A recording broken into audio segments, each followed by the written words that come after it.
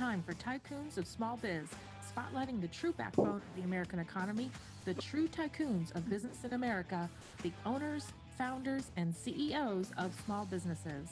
The show's hosts, Austin Peterson and Landon Mance, are registered representatives of Lincoln Financial Advisors Corporation, a broker-dealer member SIPC, and registered investment advisor.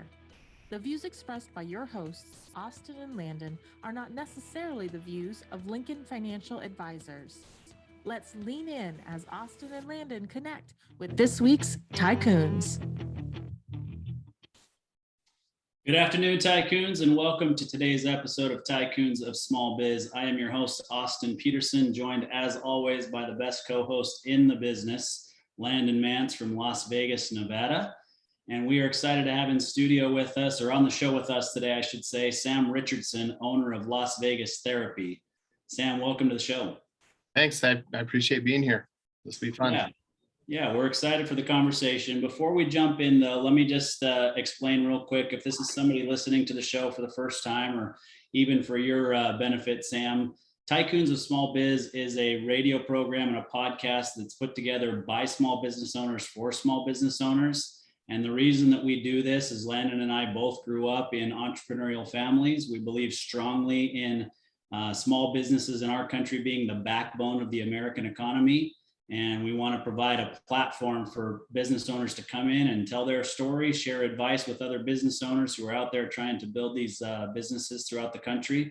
Reality is everybody thinks of these large businesses and that everybody works for a big company, but most people in our country actually work for a small business. And small businesses need to get as much notoriety as they can, so to speak. So, of course, today we're excited to have Sam, a tycoon in his own right, and Sam is the owner of Las Vegas Therapy. So, Sam, why don't we start by having you tell us a little bit about you personally? I don't know you, Landon does. So tell us, about your family, where you grew up, how many kids you have, how long you've been married, whatever you'd like us to know about you personally. Sure. Yeah, no, I've been married 17 years now. I've got four kids, ages 16, 14, 12, and 9. So we got a good spread. Presently, I've been in Las Vegas for about 16 years. Kind of grew up all over, lived in Utah, California, Georgia, Florida. So I kind of bounced around a little bit, but this is kind of where my roots are for right now, I guess, is Las Vegas. So. Awesome. So tell us why you lived in so many different places growing up. Did you have a family member in the military, or what was the reasoning behind that? Yeah, no, I get asked that same question, like, military, right? But basically my dad, he just, you talk about working for these big companies. He always worked for these big companies, like Toshiba and things like that in the computer industry. And so whenever he had a job change or a promotion, usually that meant kind of a significant move as well. So that's kind of what bounced us around. And so you guys mentioned you guys are from entrepreneurial families. I'm from the opposite of that. My dad always worked for some huge corporation, and so I'm kind of the only one that's tried this entrepreneurial thing, and it's been a wild ride so far. Yeah. So tell me about your wife's background. Did she grow up in an entrepreneurial family, or her dad or mom worked for large companies too, or what was her background? No, same deal. I mean, she was born and raised here in Vegas. Her dad worked for Las Vegas Metro Police for 28, 29 years, something like that. And then her mom, she's a dental hygienist, and I guess she kind of worked for a dentist office, which I guess we could say is more small business, but same deal, same dentist for pretty much like 20 or 25 years, just kind of stayed in one spot. So they were very much kind of rooted down here, and they didn't move at all. So very opposite from my upbringing there.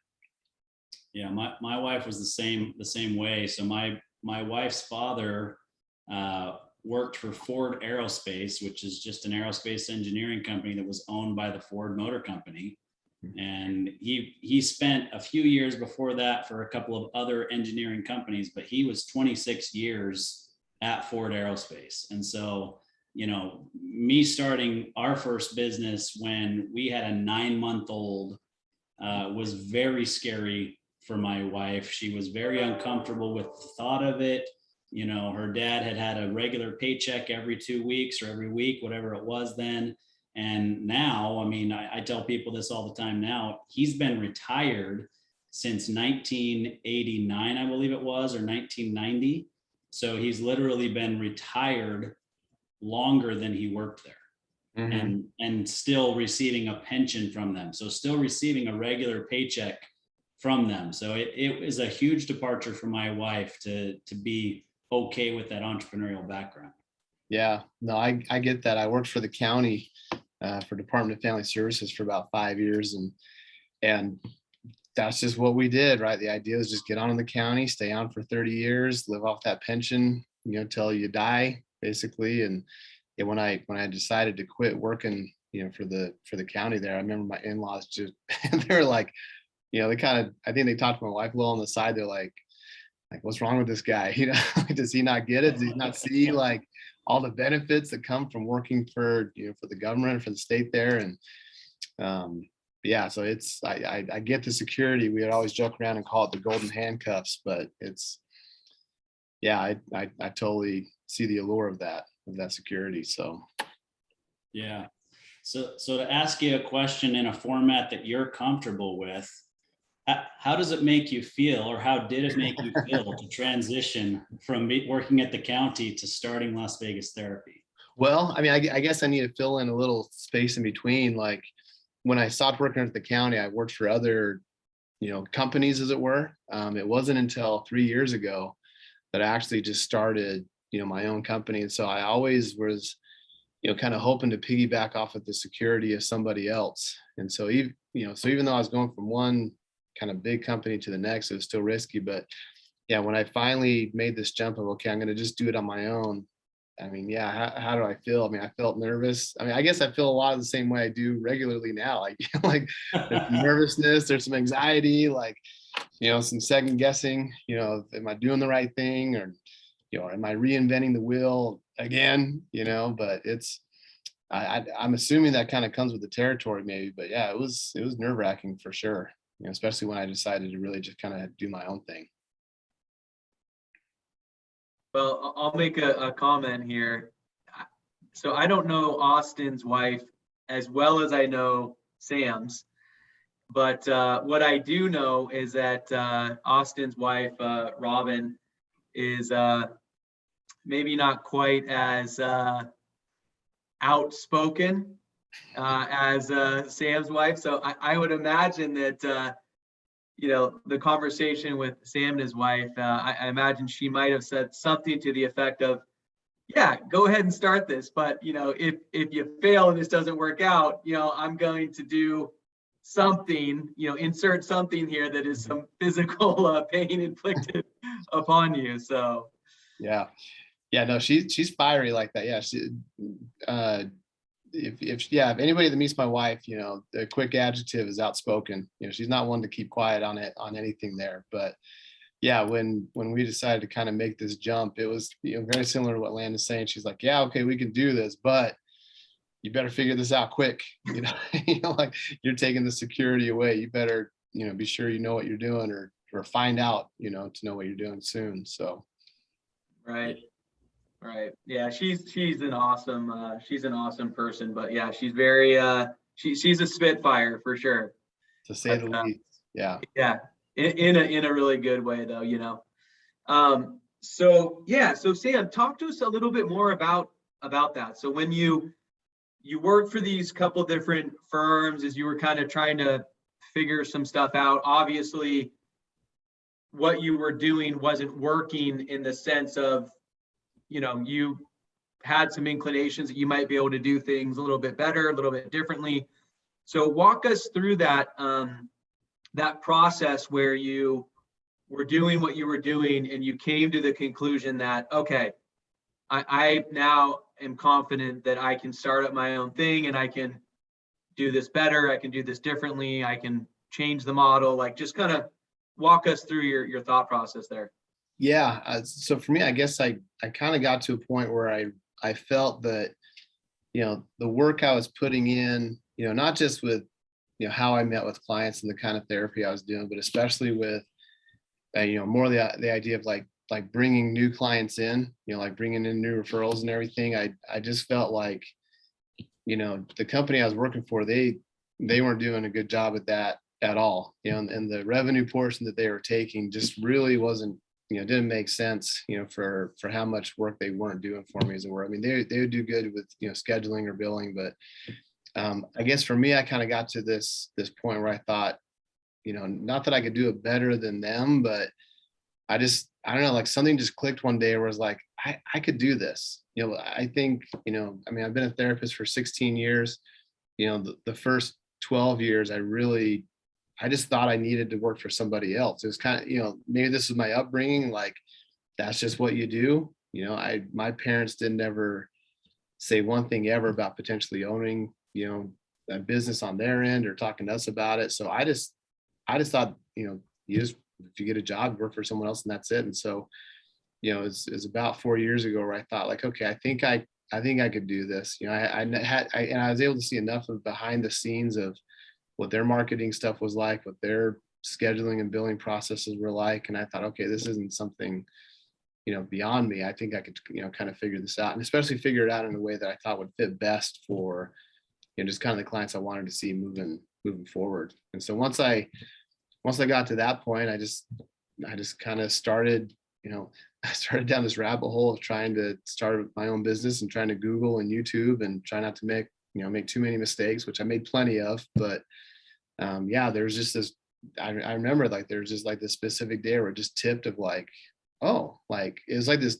I mean, it's not a new idea. It was a new idea to me of, I guess, of like, oh, I can work for someone else if I really wanted to. Like, I don't have to, be shoveling away so much of the revenue to somebody who's doing something that I think I could do on my own too. So, or just do it in a way that's cheaper or more efficient for me.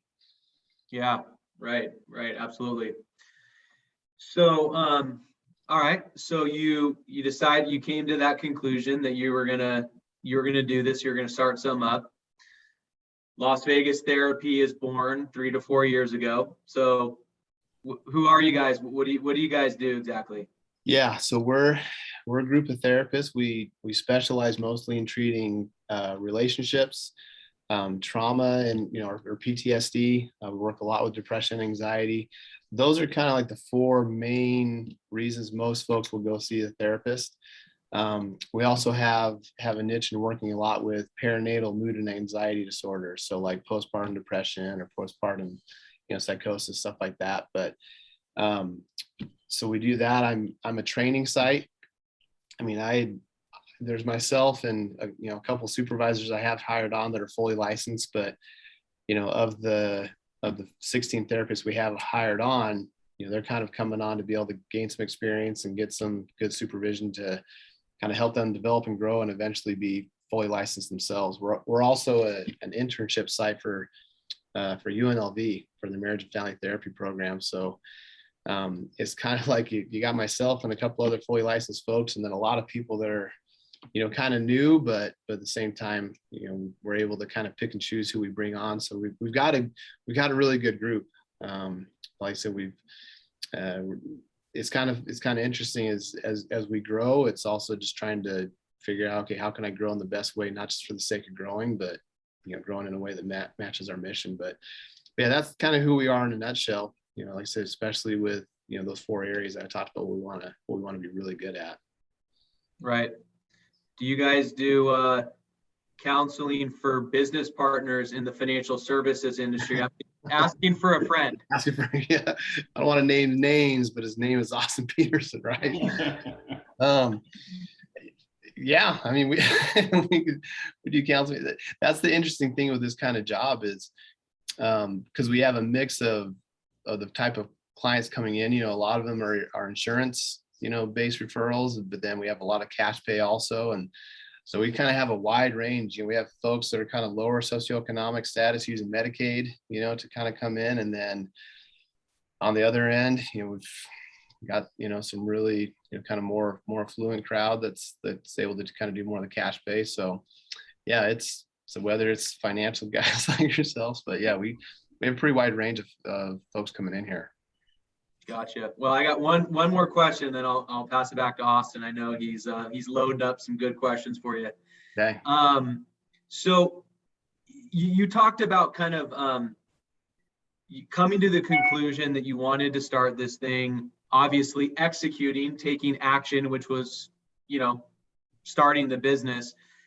Talk to us about the evolution of when you started. I'm guessing that when you started, it was just Sam Richardson, therapist, and now you've got a dozen or more people that are on your team and or kind of working underneath you. So talk to us about how that's evolved over the last couple of years, and maybe some of the decisions that you've had to make to, in your words, kind of grow this in a smart way.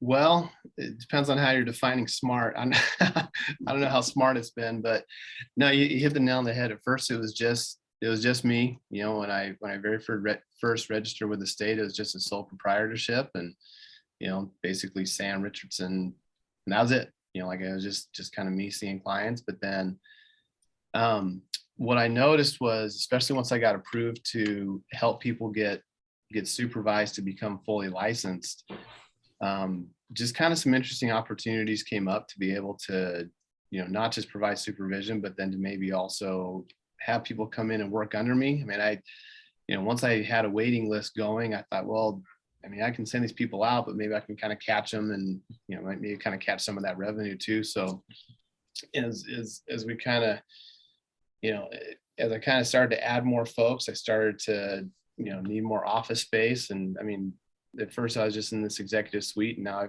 I'm in an office. We have 12 offices in here, but it really was just kind of this interesting thing where, like, I didn't plan on growing. Like, it wasn't like when I first, got a business license, like the idea wasn't to have like a group practice. Like, I just wanted to, not be paying so much money to the person I was working for. So there was just kind of these interesting opportunities that would just kind of land in my lap to have people, join the team, or even with, getting into a bigger office space. It just, I had a buddy, and, he's a doctor. And he's like, hey, I got I got a couple extra offices in my clinic if you want to, put some of your therapists in there. And so it was, like I said, it was never this idea to try to grow. It's just as things kind of progress, these opportunities would just land in my lap, and I would try to take advantage of them there. But yeah, it's I don't know. I'm trying to think of like key moments where I thought, okay, here's how I want to grow, or here's what I'm going to do to grow. It probably wasn't until the last 8 or 9 months when I actually started to try to be more strategic on how I'm trying to grow in the direction we're heading. Before, it's kind of willy-nilly a little bit, I think, and maybe adding people that may shouldn't have been added, or, like I said, just growing for the sake of growing as opposed to trying to grow and have like a real specific, niche that we're trying to help out there. Yeah. So I think, honestly, the story that you're telling is pretty common in somebody that's starting a business, no matter what that business is. In the first few years, there's decent amount of trial and error. You're just focused on making sure that you keep the lights on, and, not necessarily focused on what I do next. Right. Yeah. I will tell you that, 3 years to 16 therapists, that's pretty phenomenal. So you should pat yourself on the back a little bit and realize that you built something that's pretty remarkable here in a short period of time. And so I want you to talk to us a little bit about how you've done that, right? Because here's the thing, like Landon and I worked with medical professionals throughout our career. Most medical professionals don't, in their area of study, don't have any background in running a business. They may take one class on, business or accounting or finance or something, but they really don't have a background in running a business. Most medical professionals that go to medical school or whatever, school they end up going to are clearly smart individuals. But unfortunately, and this is going to sound somewhat disparaging, but many of them think, well, I'm really smart, so I don't need outside help running my business or handling my finances or doing any of that kind of stuff, because I'm a really smart person and I can figure it out on my own. And so, talk to us a little bit about what that's been like for you personally, and then also jump into how you've grown the patient base, right? Because if you go back a decade, I would have thought that dentists and medical professionals across the board, you sign up and you get approved by an insurance provider and people start showing up at your office, but there's more to it than that. So talk to us about those two things, if you would.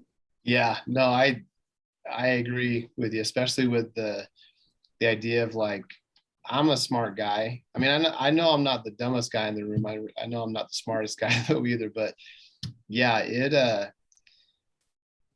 I didn't have one class ever on finance, accounting, business. I mean, my undergrad was in psychology. My master's is in marriage and family therapy.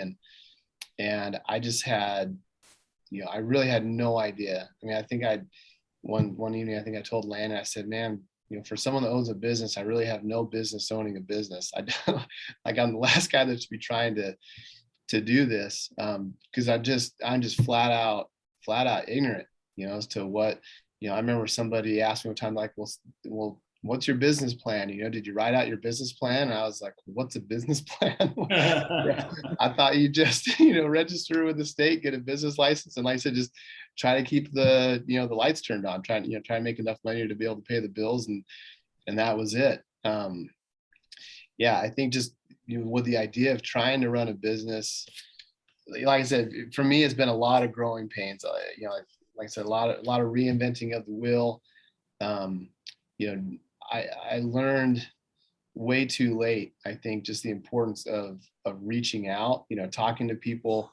I'm not going to go back and get an MBA. That's okay. But, just even the idea of like, reading some business books, like that, just in the past 6 months, I think I've, tried to delve more into that. And that's helped me out, especially with trying to be more strategic and especially trying to help me utilize my time better. One of the best things I remember Landon told me to do, he says, write down an organizational chart of, what your business is right now, all the roles that are there and who's filling that role. And I remember doing that. And like, I had this, so I have, marketing and accounting and scheduling and billing and networking, all this stuff. And my name was under every single role. I was like, man, no wonder I'm so stressed out and feel like I don't know what I'm doing, because I never had a chance to focus on just doing one thing, but yeah, it was, I agree. I felt the sting of that pretty soon when I had that, I talked about that tipping moment of like, oh, I think I can do this. And then it didn't take very long for me to realize, like, I really assumed I knew a lot more than I thought I did. And it hit hard pretty quick there.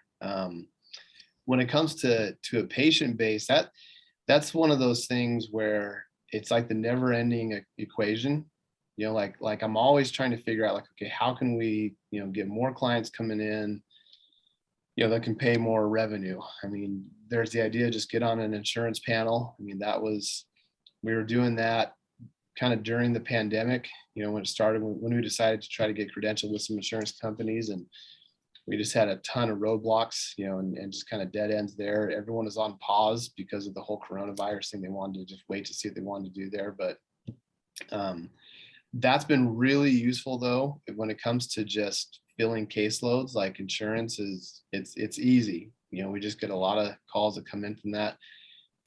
But as I mentioned, most of the therapists working here, they're not fully licensed. And so that kind of limits you on the type of insurance panels you can get on, so we're able to get on some local ones like Health Plan in Nevada, Nevada Medicaid. They'll credential licensed interns, but because they're interns, the reimbursement rate is quite a bit lower. So if I'm trying to pay them and also pay myself enough from them, from the sessions that they do to keep the business moving, it's a balancing act there. But I mean, right now we're just trying to figure out how can we, again, still use that to get the caseloads filled, but also balance it out more with kind of some higher paying cash pay clients there. Like I said, I think that's, building the patient base, that's the constant equation. At the company I worked at before, I started my own, I mean, that was it. Like they intentionally didn't want to do any any insurance panels. We wanted it to be just cash pay, and they wanted to be charging on the higher end of cash pay. And it was just the constant, just kind of, I mean, I don't want to say headache, but it was just kind of a headache. Like that was like I felt like that was the only problem we were trying to solve, and that was it. Yeah, patient base now, it's a mix of insurance, it's a mix of, word of mouth. I try to network as best I can just with other therapists I know, letting them know like what I'm specialized in, or just other, third-party referral systems. For example, like we get a lot of referrals from church groups, so ecclesiastical leaders, they'll have a lot of people coming to the pastors or bishops or whatnot, because they need help with their marriage. So they're going to their ecclesiastical leader for that. And a lot of them do a really good job, but then, sometimes they feel like they're in deeper water than they should be. And so just kind of, that's been something that's been really helpful too. We get a lot of ecclesiastical referrals from these church leaders that they'll realize pretty soon, like, man, I'm not a marriage therapist, I need to send someone out. But yeah, like I said, it's the never-ending equation, I think, to try to solve of how can I just get more clients paying at a higher rate. Again, insurance is great, but you can feel like you're scraping pretty soon if you're just going to the insurance route and that's it. Yeah. Well, yeah, I mean, it's a constant battle, right? And I think, one of the things that I've learned fairly recently with a client of mine is that there are the lower reimbursement rates based on what your credentials are, which makes sense. I just hadn't thought about it, right? And this one happens to be in a drug and alcohol treatment center, and so the designations or whatever the credentials that they have is what dictates their reimbursement rates. And so he's trying to find people that he can bring on that have the higher credentials so that they can get the higher reimbursement rates from the insurance companies. Mm-hmm. So it's, I think that there's always this balance and different things that you have to do specific to your field. But the reality is on the business side, right? So Landon talked about that org chart, which he stole from me, by the way. But those types of things are running the business. And that is, it doesn't matter what industry it is. Those are struggles that every business owner has to deal with, right? And I mean, Landon too well that you don't want to hire him. Trust me. We always, I'm just messing with you. No, I was going to say Landon and I serve clients together as a team, but this once, because Landon too well, I'd be willing to work with you personally. Awesome. No, go ahead, Landon. Sorry. I had to throw that one in there. I couldn't help myself. It's all right. We've seen better come from you. So we've got higher expectations as the show unfolds. Yeah, I blew it. That's all right. So yeah, Sam. So I think something that is very different with you than other business owners that are only 3 or 4 years into their business is that you are looking through a different lens. A lot of businesses that are 3 to 4 years in on their journey are scrambling. They're working very long hours. They're trying to figure a lot of different stuff out. And you're looking through this lens of, okay, as I grow my business, how do I do this strategically, efficiently, and effectively, which is very different than a lot of business owners that are at the same point in time on their journey as you're on. So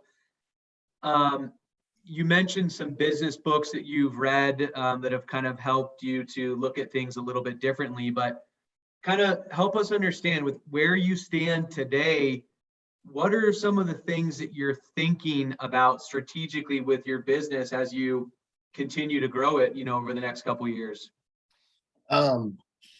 Yeah, I think, this might be something that you stole from Austin also, but I remember you used this term. You said, Sam, you want to kind of work towards being operationally irrelevant.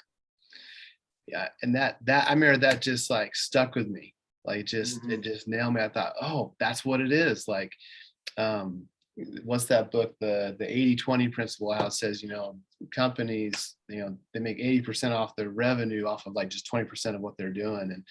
And like, that was me. I was like, man, like the majority of the revenue for Las Vegas Therapy was, initially, just off of my caseload, and that was it. And so if I really wanted to kind of get these business, the processes of business, working, I got to try to figure out a way to be, operationally irrelevant there, so I can focus on these other things. But so I think strategically, that's probably my focus right now. I think, well, it's twofold what I'm really focused on right now. One is, back to that marketing, like how can I just increase, my client referral base, but then also how can I, what processes do I need to have in place so that, that somebody, either a process is managing it, or specifically a different person other than me is managing it, so that it can, so it's not just so heavy on me. I had a talk with a consultant from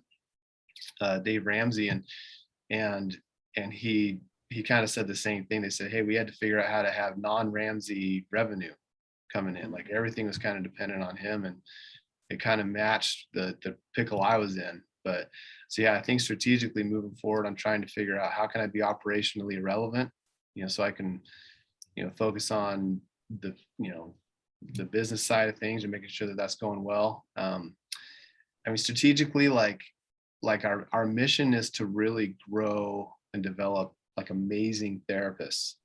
Like that's kind of the hope. I can only see so many clients a day, but if I can grow 15 therapists, into people that are really good at what they do, there's a lot more of a reach. So this kind of goes back to that operationally irrelevant. If I'm tied up seeing clients all day long, because I got to make sure I have a certain revenue to pay the bills, I can't focus on being able to do the supervision I want to do. And so that's probably our two main strategic things right now are, focus, I'm trying to be able to focus my time on what's going to be most useful, for Las Vegas Therapy. And then, and like I said, and just the marketing thing. So I don't know if I kind of rambled on for a little bit there, sorry, but I don't know if I answered your question there.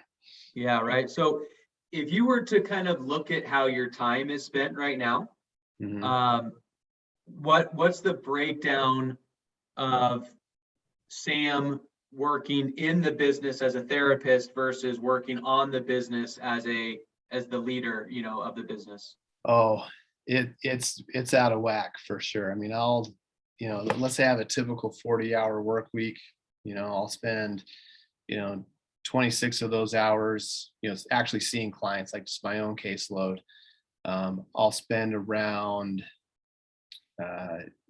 10 to 12 hours of supervising other therapists, and then it's kind of like I'm trying to squeak into the cracks, working on the business, as it were. So that's where, when I really started to see that clearly, like I said, that's when it kind of gave me the aha. But yeah, I think definitely the vast majority of my time is spent on doing, not running the business, but just being part of the business, as it were. Not necessarily being, the leader or the owner of Las Vegas Therapy. Right. Have you calculated how much time you spend every week making trips to Carl's Jr. to get double Western cheeseburger meals? Too much. Yeah, probably too much. I mean, that is one thing, my wife is kind of, she's like, well, what, she'll say, oh, I text you or I sent you this email. I said, I didn't get to it. I said, hey, I've got, 5 minutes in between sessions. So if I'm working 8 hours that day, I've got a pretty limited, I have 5 minutes an hour to look at an email or whatnot, but I do make sure I get that time to Carl's Jr. I might not get to emails, but I do. I tell you that Western bacon cheeseburger, it just hits different, man, on another level. So yeah, absolutely. So all right, yeah, I like it. And by the way, the comment that you just made about the breakdown of your week,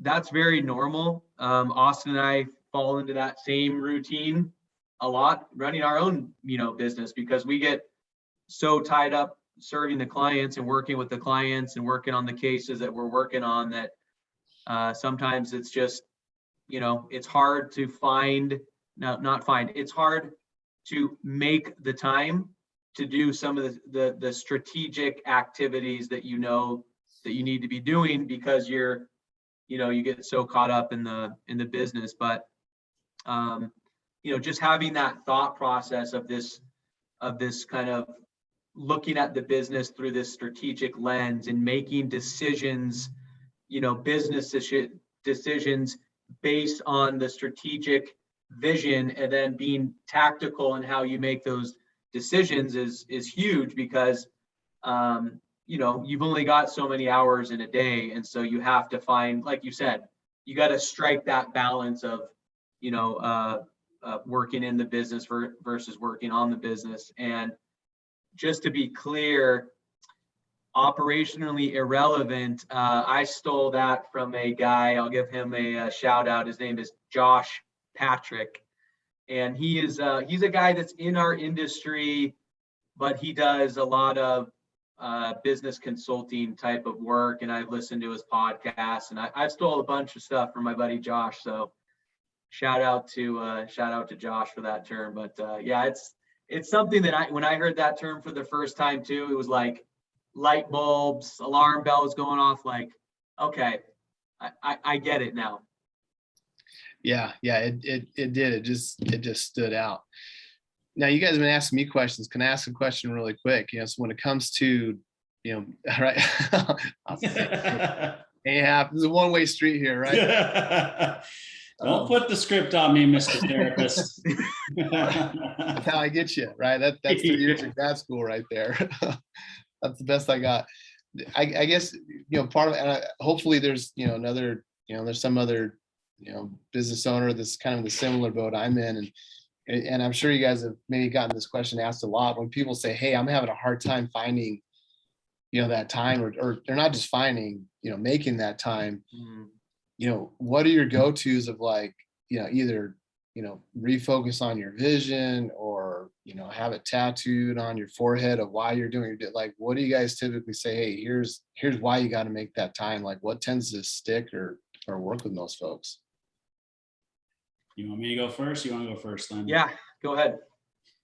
Yeah. So, I mean, I'll tell you what I do personally, and I recommend this to business owners as well, is calendaring is huge for me. And so if it's on the calendar, then it's going to get done. If it's not on the calendar, it's not going to get done. Right. And so the reality is, right now you're at this tipping point, right? And so there's probably going to have to be something that gives. It's either that you're going to work an extra hour a day to do these types of things, right? And that's sacrificing time with your family, or you're going to see one less patient per day to be able to do this. And so you've got to look at it and decide which sacrifice makes the most sense for you. And if it's seeing one fewer patient per day because your family is your priority, then great, as long as, of course, seeing that one less patient per day doesn't throw off your whole revenue model and you all of a sudden got a problem paying bills, right? So without knowing enough about your business, I can't say what the right answer is. I can tell you your wife's going to say that you're going to see one less patient a day because you're going to be home helping with those 4 kids, right? But that's what it comes down to, is there is some sacrifice to be made. Because here's what I look at, Landon talks about that operational irrelevance and trying to build to that. And by doing that, you're really building the enterprise value of your business, right? 3 years ago, you were Sam Richardson Therapist. Today, you're the owner of Las Vegas Therapy, and Sam Richardson is a therapist inside of that company. But a name like Las Vegas Therapy, think about how many different areas there are of Las Vegas, right? I don't know Vegas well, but I know there's Summerlin and there's Henderson and there's, downtown. There's all these different areas where you can have different offices that are all part of Las Vegas Therapy, and they're going to generate revenue whether you're there or not.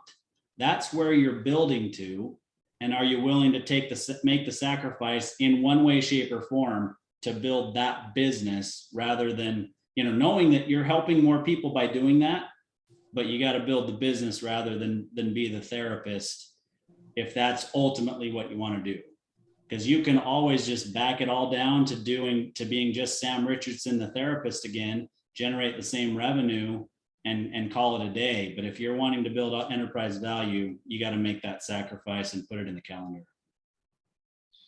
That's super helpful. And I mean, especially the whole mission piece, right? Like if I really want to help more people, you know, like again, going back to like what initially got me deciding to bring people on was, well, I can only see so many people a week, but if I got more people on, there's that much more of a reach there. Yeah. That's helpful. You know, and I'll just take that one step further, because what he said there is dead on, right? You know, if you want to step outside of the business more and work on more strategic initiatives, you have to make the time, because you're never just going to find the time in between your therapy sessions. Like you said, you've got 5 minutes in between sessions and you need to take a breath, you know, drink water and eat food. So, you know, when are you going to make the time in between those sessions? You're not. And so I like to, you know, when I'm thinking about business decisions like that, I like to attach numbers to it, right? So if you know that your mission is, you know, we had this guy on the show several months ago, Brian, I think it's is it Bogart, Austin, or Bogart? Bogart. Yeah, Bogart, just a exceptional guy. He's a coach. You know, he coaches high-level executives and business owners around different areas, and just a phenomenal guy. And his mission is he wants to impact 1 billion lives. So he knows directly, right? He probably cannot impact 1 billion people's lives. But if he impacts, you know, 1,000 or 100,000 people's lives underneath him, and each one of them goes out and impacts 2 or 3 or 5 people's lives, all of a sudden now, you know, you've got millions or tens of millions of people, right? And like, that's how you could kind of think about this, is like, what is it that you're trying to create here? And if you're trying to create this business of impacting, you know, 1 million lives or 1 million couples in the Las Vegas area, you know, as an individual therapist, you could probably never do that. But if you train 50 high caliber therapists that are giving the same level of attention, the same service that you are giving your clients, and because you know that you're doing a great job with them, well, all of a sudden now you've got 50 people doing that. And this reality of affecting 1 million couples in Las Vegas becomes a lot more achievable. Yeah, I don't know. I got all sorts. Sorry, and this is what you get for having a therapist come on board. I get all my thinking questions. It's what I do all day. So this is y'all's fault. You guys both kind of hit a lot on mission, right? Like how many people do I really want to impact? Like what's, you know, what am I, you know, not just like a numbers, you know, like revenue in, you know, cost out. Like when it goes to like making that time, you know, getting it on the calendar, like how often is having like a specific focus on that mission of like, no, I'm doing this. I'm going to take this hour to not see a client because yeah, I'll see one less person in this hour, but it will help me you know, impact 10 more people or however many. How much do you guys talk to your clients about just, you know, have the mission just kind of ever present, like, you know, in your focus there? Yeah. I mean, it's one of the top things that we talk to our clients about, right? I mean, you know, this isn't a commercial for us per se, but right. The reality is, you know, most people, when you say I'm a financial advisor, they have in their mind what that person does, right? And it doesn't matter what you envision right now in your mind. That's not what Landon and I are, right? We spend an abundant amount of time working with our business owners on their mission, their vision, and their values, because those 3 things are going to lead them to a greater enterprise value, right? We still manage money. We still help people with their insurance needs. We help them with their estate planning needs. that's all part of what we do. But because we work with business owners specifically, and most business owners in this country, 80% or more of their net worth is tied up in their business and not in other investments. Well, we're going to help them grow that business to where it needs to be so that they can become financially independent either prior to or at the time of the sale of that business. And so it's in our best interest to help them grow that business efficiently so that that enterprise value is as great as it possibly can be. And it's these day-to-day things that you've got to do. And that's the heart of it, is the mission, the vision, and the values of your company and what you want to accomplish. Then it's let's go to work on the technical side of how to accomplish those things.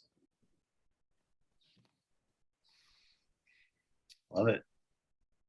Makes sense. I mean, my mind's just kind of going back to, like that hedgehog principle, like what are you passionate about? Like from Jim Collins, what's that book? Better from Good to Great. Good to Great. Yeah. Just like, what are you not just good at, but what aligns with your values? Like, what are you passionate about? Like, yeah, that rings true. So what do you think, if we're looking out 5 to 10 years for Las Vegas therapy, I mean, what do you want this thing to morph into? Have you thought about that? Yeah. I don't know. It's kind of interesting. Sometimes it just depends on the stress of the day. When it's really stressful, my mind goes to, well, I'll just have it be just me again. Just really simple. My clients, cheap rent. That's it. I mean, that doesn't happen too often, but when I'm looking at 5 to 10 years from now, I see a couple of things. I mean, one, and also you kind of touched on that idea of, having multiple sites throughout the valley, where I can have, my BHAG goal was to have 50 therapists, working for me, over the next 2 years, and have, 4 to 5, different sites. That's kind of what I want size wise. But then when it comes to me individually, I guess, like I said, I'm not business minded. I don't have an MBA. Like I just need to kind of have those processes and people in place that are kind of doing that, so I can focus on, what I am good at. Like I'm good at supervision, I'm good at therapy. And so, I'd love to just, either be training other, therapists to do that supervision so that we can just have that much more growth. I do love doing therapy though, too. I mean, I worked with a couple this morning and, let's see, 2.5 months ago, they were on their way to go, sign divorce papers. And they come in today, they're like, we had no idea this could, we got this much change in 2 months, and like, we're falling in love again.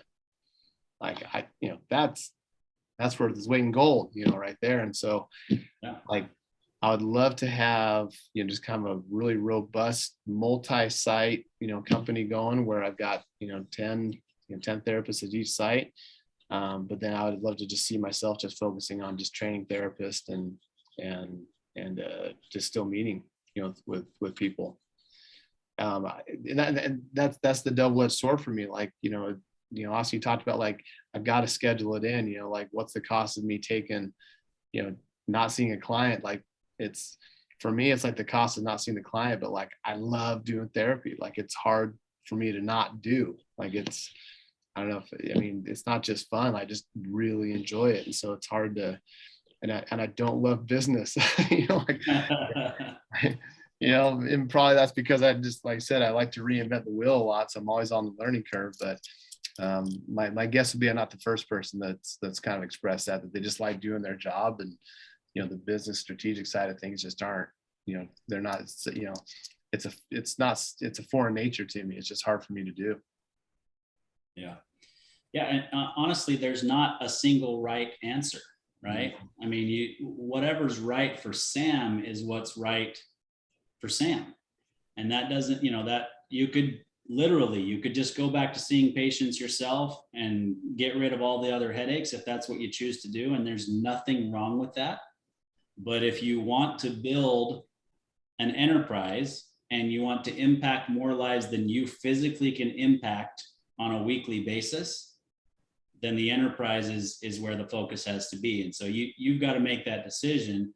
The reality is you can outsource a lot of those things that you're not good at, right? Whether it's internally outsourced to somebody in your organization or it's externally outsourced to help you with the things that you're not good at. That's where a lot of business owners, regardless of industry, get in trouble, is they just try to tackle it on their own and don't realize that they're not good at something and that they're better off outsourcing, right? Because you've got to be able to make a decision that's emotional in nature potentially, right? Because you love therapy, but you also have to be able to look at it from a logical standpoint and say, okay, if I'm taken away from seeing one client a day because I'm going to focus on the business, how do I replace that revenue? And two, is it worth it to me to figure out a way to replace that revenue? Right? Because you can replace that revenue by having two therapists that maybe aren't as credentialed at, the same level as you are, but you can get the same revenue out of the two of them seeing clients simultaneously versus you seeing one on your own, right? Mm-hmm. I don't know the exact numbers, but there's ways to replace the revenue. And it's that time away from patients that's going to allow you to think about strategically the way to do that for your business. Yeah, that makes sense. You guys are Well, spitting truth. Yeah, this has been it's been fun, Sam. Little different conversation than we're used to, but yeah, this has been enjoyable, and it's been kind of fun being able to give a little bit of guidance, because typically we just kind of let our guests do, all or most of the talking. So, thanks for flipping the script on us a little bit. But hey, we're pretty much out of time. But before we wrap up, I do want to have you tell us, how do people track you down, check you out, meet up with you. But just before we go there, any closing thoughts or anything you want to share with us before we wrap up? Yeah, closing thoughts. Again, I was taking notes. I don't know if you guys saw how much I was writing down, but the biggest closing thought for me was just to say thanks to both of you guys. Like I said, family get-togethers are hard as a therapist because everyone wants to get free therapy from you. So I don't know how much that is for finance, for guys in your industry, but I thought, well, hey, I'm just going to do that to these guys here. So I just want, my biggest closing is, just thanks for, letting me ask some questions. It was hugely helpful for me too, and hopefully it's helpful for somebody else that's kind of in my shoes also. So. I guess when it comes to getting a hold of me, our website is lvtmentalhealth.com. That's probably the quickest, easiest way to get a hold of us there. And it kind of has the bios of all the therapists that are there and what we specialize in, everything. But yeah, like I said, LVT, which is Las Vegas Therapy, lvtmentalhealth.com. So like I said, I appreciate it. Hopefully it's helpful for other people, but I know this is really helpful for me. So I really appreciate the time. Yeah, absolutely, Sam. It was our pleasure. And yeah, we appreciate you making the time, and we certainly look forward to having you back on the show in 6 or 12 months and keeping us apprised of what you're up to, because we know you're going to do good things, man. Okay. Appreciate that. All right. Thanks a lot for joining us, Sam. Okay. Thanks, Sam.